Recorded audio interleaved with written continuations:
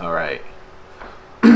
So we're officially back inside the house, and I figured that I'm going to go ahead, since it's been bugging me throughout the day, and come up with a parts list that I have to get for the Raptor 250.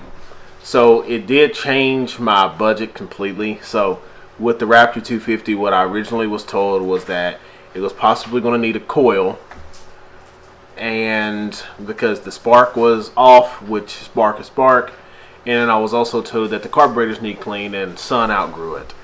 So as you saw from the video, the piston didn't move, so then it just put me into some parts. So I know I'm going to have to split the cases open just to make sure there's no floating metal or anything in there that's going to damage anything else once we get it rolling.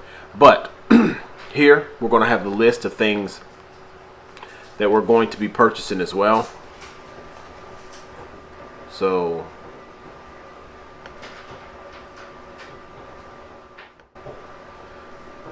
the first list we have here is, this is just my eBay screen of a couple parts that I'm going to order. What I typically do is just order them with my PayPal credit, and that just basically has 0% interest for 6 months.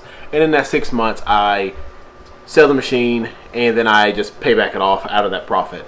So as you see right here, this is a gasket kit for the Raptor 2008 for $40.78. The next one is a clutch cover gasket for the 474 hybrid, so we're not even really going to worry about that one. I do use the No Toils pre-oiled air filters. They seem to work really well, so I got one of those for this build as well. So it's the same thing that I have in the Raptor 250 out there.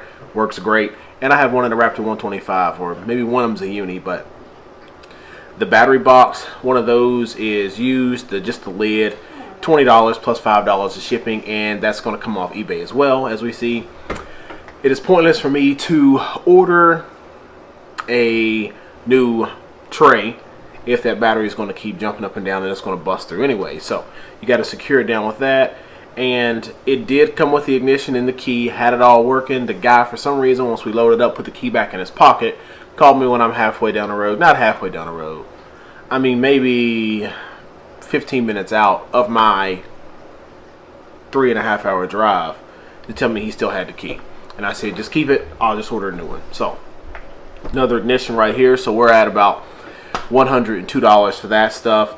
And then once we go up over here to the Partzilla cart, this is where it gets a little bit more taxing. We're at $454.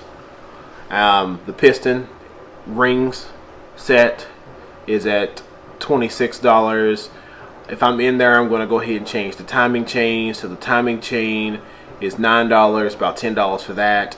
The airbox did not have the guide that the film filter sits on top, so that's about $15. The airbox itself is $31. It needed one exhaust valve. It only has two, an intake and exhaust. The intake looks fine, so I'm just going to replace the exhaust valve. It's $20 with the stock one. A new piston. I have a piston out in the building, so I'm kind of figuring 50-50 with that one.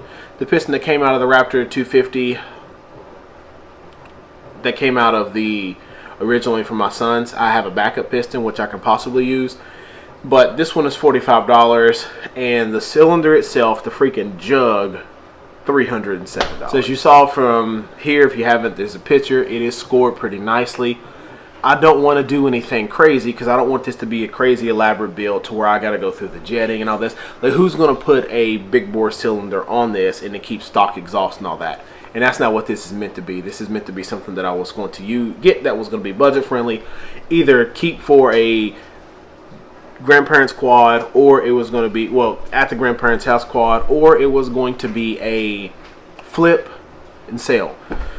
Right now I'm getting some money. Hopefully at the end of it I'll break even as it goes, and you check out my videos.